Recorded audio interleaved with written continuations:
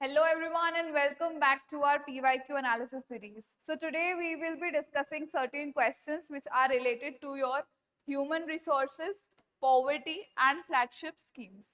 So सबसे पहले समझ लेते हैं हम कि human resources actual में होती क्या है. So human resources are nothing but the personals जो हमारे इंडियन इकोनॉमी के अंदर काम कर रहे हैं, ठीक है. उनके जो स्किल्स हैं और जो उनकी एबिलिटीज हैं वो क्या है हमारे लिए इम्पोर्टेंट है और वो हम एज अ रिसोर्स हम यूज कर रहे हैं, राइट. कुछ रिसोर्सेज होती है रिन्यूएबल, कुछ रिसोर्सेज होती है नॉन रिन्यूएबल और एक आती है आपकी फिर human resources. That is the skills and abilities of human beings, ठीक है. उसके बाद में पॉवर्टी. पॉवर्टी क्या है? It is a state of being poor, right.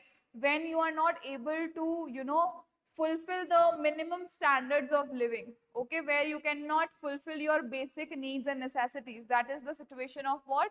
That is the situation of poverty. और फ्लैगशिप स्कीम्स जो होती है वो तो आपको पता ही है, द मोस्ट इंपॉर्टेंट स्कीम्स जिनको बहुत ज्यादा फंड्स अटेंशन सब कुछ मिलता है and which is important for the what? For the development of the nation. तो आज का हम फर्स्ट क्वेश्चन देख लेते हैं. 2024 का है ये question. Let us see. Consider the following statements regarding National Food Security Act in India. NFSA के बारे में सबने सुना है, national food security act, right. Food security क्या है कि भाई हम ये कौन सा प्रिंसिपल है? It is what? It is a welfare principle, right. That we shall make India what? We shall make India a food secure nation, right. तो ये क्या है कि कोई भी जो इंसान है वो भूखा ना सोए, राइट. चलते हैं इसकी स्टेटमेंट्स देखते हैं. It was enacted on July 5, 2013. Absolutely correct statement है, फैक्चुअल है, हमें पता ही है. When was NFSA enacted? It was enacted on July 5 of 2013. Around 50 crore persons have been covered under NFSA at present. Now, do you think that 145 crore के population की जो India है उसमें से सिर्फ 50 crore people would be registered under it? No, absolutely not. So we will keep this statement as wrong, okay. The act legally entitles up to 75% of the rural population and 50% of the urban population to receive subsidized food grains. आपको पता है subsidized food grains मिलते हैं, ठीक है. गेहूं जो बाहर 10-12-15 रुपए किलो मिलता है वो अगर हम इस सिस्टम के थ्रू देते हैं, स्कीम के थ्रू देते हैं, तो it is at a menial rate of 2 rupees per kg, right. So what it is saying that the act legally entitles how many? 75% of the rural population and 50% of the urban population to receive what? To receive subsidized food grain. Subsidized food grain का मतलब food grain at a lower cost, right. So this statement is absolutely correct. But the statement B, which is saying that only 50 crore persons. So do you think that these two statements are contemplating with each other?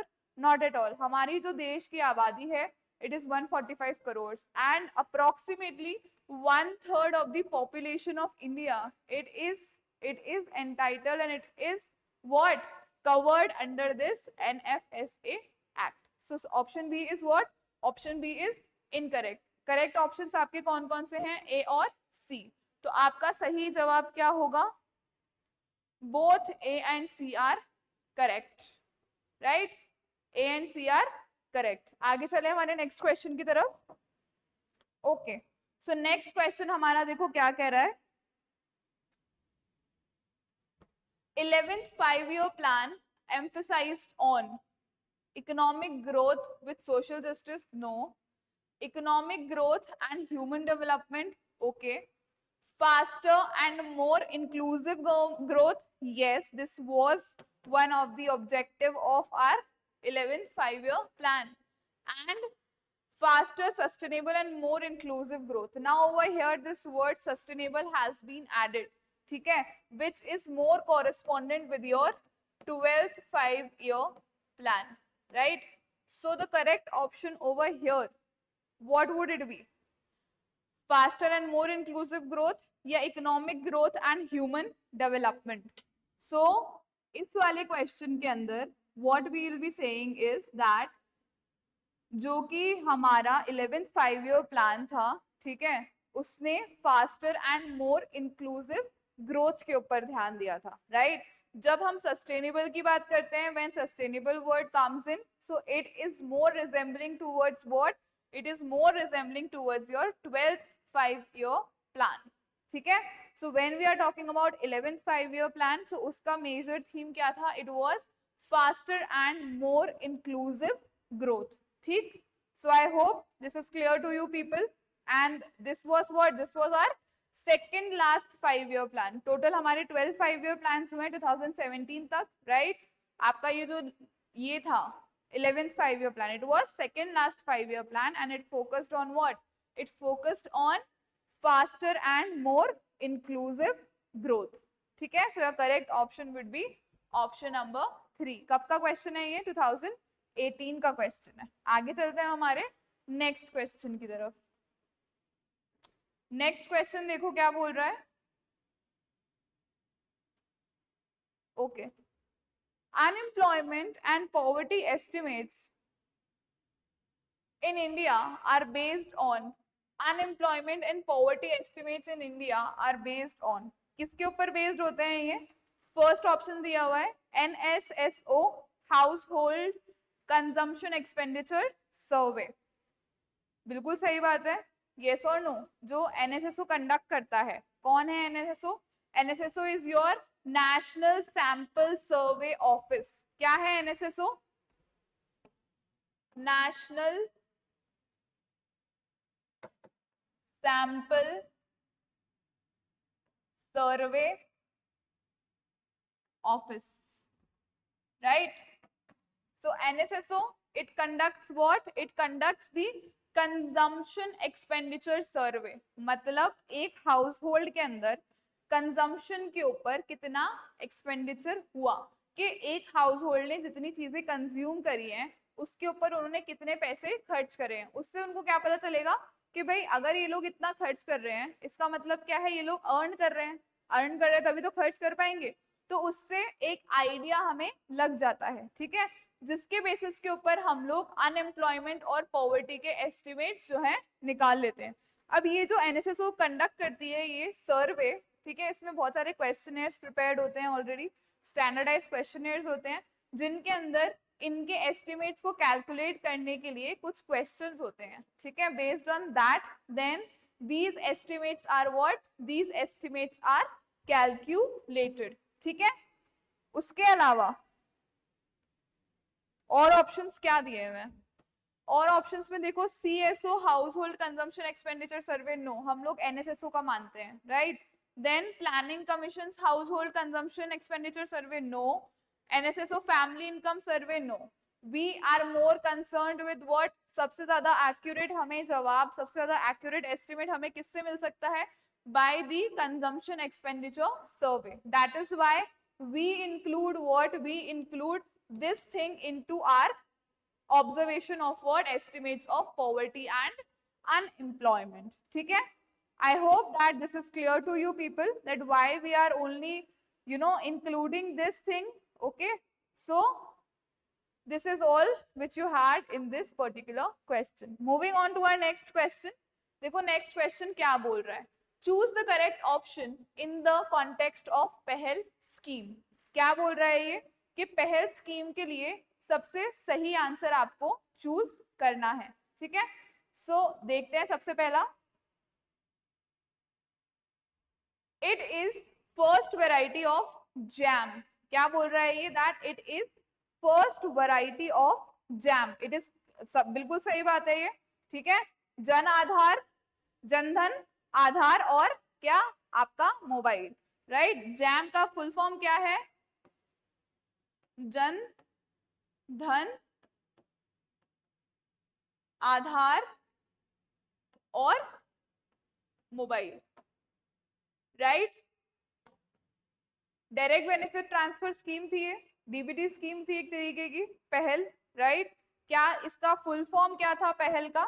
It was प्रत्यक्ष हस्तांतरित लाभ। प्रत्यक्ष हस्तांतरित लाभ मतलब प्रत्यक्ष हमने उनको अपने हाथों से वो लाभ दिया है, राइट। सो पहल स्कीम जो थी, it was what, it is the first variety of JAM, that is Jan Dhan, Aadhaar और मोबाइल। यहाँ पर क्या था, आपका जो स्कीम का बेनिफिट है, it will be directly benefited, it will be directly transferred to your accounts, ठीक है, थ्रू योर जनधन अकाउंट्स, ठीक है। अब आगे चलते हैं हम, क्या बोल रहा है ये,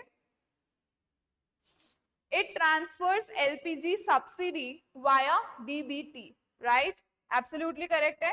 जो भी हमारे LPG के ऊपर जो सब्सिडीज हमें मिलती इस स्कीम के तहत मिलती है, वो जो भी पर्सन जिसको वो लाभ मिलना चाहिए, उसके जो बैंक अकाउंट है उसके अंदर as a direct bank transfer उसके अकाउंट के अंदर भेज दी जाती थी। It was credited to the person's bank account, जो क्या, योर LPG सब्सिडी, ठीक है। उसके बाद it directly transfers LPG subsidy into customers' bank accounts. Obviously, this is what the statement is telling, right? कि जो भी LPG की सब्सिडी थी वो डायरेक्ट कस्टमर के बैंक अकाउंट के अंदर ये ट्रांसफर कर देती थी, ठीक है, वाया व्हाट, वाया DBT। किसी भी मिडलमैन की यहाँ पर क्या नीड नहीं रही, ठीक है। गवर्नमेंट से डायरेक्ट बेनिफिशियरी के पास में पहुंचा, कोई मिडलमैन नहीं था, इसलिए किसी भी तरीके का करप्शन नहीं हुआ, किसी भी तरीके का गफला नहीं हुआ, और जो पर्सन जिसको रियल में नीड थी उसको उस चीज का लाभ मिल गया, ठीक है। This was the main M of the DBT scheme in this particular welfare scheme, ठीक है। So all these three are what? All these three are correct. So आपका करेक्ट ऑप्शन क्या होगा? All these are true. Option number 4. I hope you have understood this question. That was this question is trying to say to you. ठीक है, और हमने इसको किस तरीके से किया है। अब आप लोगों का काम क्या है यहाँ पर, अब ये तो हो गई हमारी एक स्कीम पहल। कब का क्वेश्चन है ये? 2016 का क्वेश्चन है। अब इससे रिलेटेड और कौन सी स्कीम्स आई हैं, राइट? ऐसी और कौन सी स्कीम्स है हमारे बजट और इकोनॉमिक रिव्यू के अंदर, ठीक है, जो कि इम्पोर्टेंट हो सकती है। अब इम्पोर्टेंट होंगी वो आप किस तरीके से पढ़ोगे, वो आप इस तरीके से पढ़ोगे। कैसे क्वेश्चन पूछ रही है RPSC, ठीक है, अगर कोई स्कीम हमें दी हुई है तो उस स्कीम के अंदर से हमसे किस तरीके से क्वेश्चन पूछा जा रहा है। So this will make you understand that in what way you need to study your things, ठीक है। आगे चलते हैं हमारे नेक्स्ट क्वेश्चन की तरफ। नेक्स्ट क्वेश्चन देखो, 2013 का क्वेश्चन है, 2013 का क्वेश्चन है, राइट। तो ये क्या बोल रहा है, that estimated percentage of persons below the poverty line in 2011-12 by Tendulkar method using mixed reference period in India is, मतलब estimated percentage of persons, ठीक है, below the poverty line, मतलब below the poverty line कितने लोग थे, उनकी percentage जो कि एस्टिमेटेड है वो कितनी थी, using what, using the Tendulkar method, और रेफरेंस पीरियड क्या ले रहे हैं, एक मिक्स्ड रेफरेंस पीरियड हम लोग ले रहे हैं, ठीक है। मतलब सबसे पहले हम इस क्वेश्चन के अंदर समझेंगे कि तेंदुलकर मेथड क्या है। सो बेसिकली हम लोग पहले पॉवर्टी को किस तरीके से एस्टिमेट करते थे, ठीक है, कैलोरी बेस्ड अप्रोच के ऊपर एस्टिमेट करते थे, ठीक है, कि भाई इन लोगों ने कितना कैलोरी इनटेक इनका कितना रहा, इनको कितना खाने को मिला। So do you think that only calorie और only eating is what defines your economic status और the line of poverty which has to be estimated, या poverty estimates अगर हमें बनाने हैं तो सिर्फ जो हम खा रहे हैं कैलोरी इनटेक ले रहे हैं, that is more than enough. So that is why the government came up with an idea, ठीक है, the government came up with an idea कि जो भी पर कैपिटा क्या होगा आपका मंथली कंजम्पशन एक्सपेंडिचर, ठीक है, क्या होगा आपका पर कैपिटा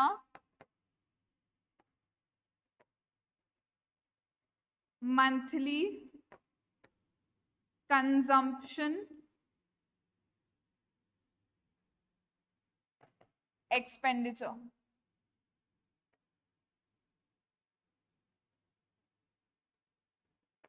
ठीक है। इस per capita monthly consumption expenditure को ध्यान में रखते हुए हमारे पॉवर्टी एस्टिमेट्स लगाए जाएंगे।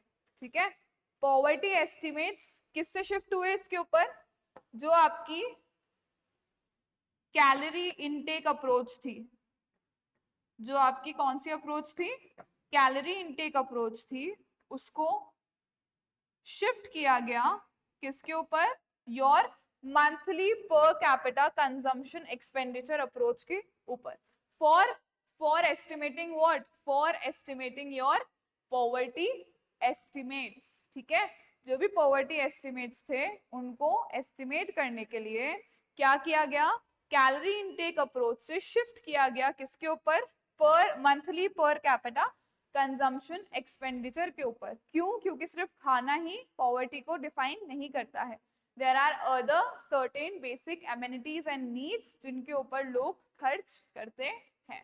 तो this method was more found to be more appropriate and this method was called as the Tendulkar method. अब ये फैक्चुअल क्वेश्चन है देखो, बट इस फैक्चुअल क्वेश्चन से हमें एक कॉन्सेप्ट सीखने को मिला है, राइट right? इस फैक्चुअल क्वेश्चन से we have understood a concept. Okay, now ये क्या बोल रहा है, दैट कितनी एस्टिमेटेड परसेंटेज ऑफ पीपल थे below poverty line, that was how many, it was 21.9% at that particular time. 2013 का क्वेश्चन है, तो उस टाइम के ऊपर ये जो परसेंटेज थी, it was what, it was 21.9%। So option 3 is your what correct option.